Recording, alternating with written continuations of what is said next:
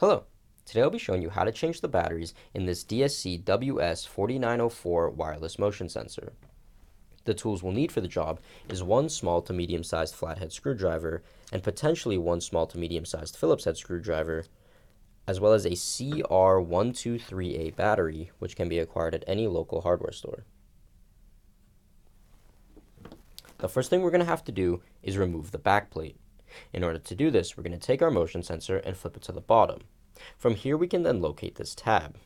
Now, if there's a screw in this tab, we're going to have to remove it using our small to medium-sized Phillips head screwdriver. Once the screw has been removed, we're then going to firmly grab the motion sensor, grab the back plate with our other hand, and slide the back plate upwards or towards the side with the tab, like so. Once we see it come off, we can then remove the back plate, and from here we can locate where the batteries are. What we're going to do to open this battery cover is use our thumbs and press upwards, just like so, and off this cover comes, and there we can locate the battery. Now from here, we're going to use our small to medium-sized flathead screwdriver and pry upwards from the positive side so that the battery sits just slightly on an angle. From here, we can then remove the battery with our thumb. Once we've removed this battery, we're then going to replace it with a new battery with the negative side on this end and the positive side on this end. So we're going to do that, negative end on this end, positive end on this end. And now when we clip it in, we might think it's good, but if we look from the side, we can see that it's at an angle.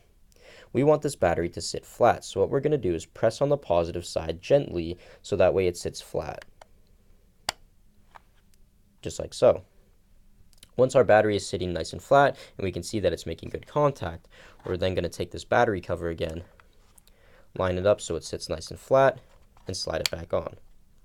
From here, we can then also replace the back plate. We're going to flip our motion sensor over one more time.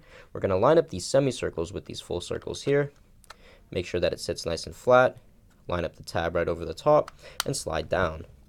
Once we slide down and it sits nice and firm and we inspect that there's no gaps, we can then re-screw in the screw that we removed at the start if you had one.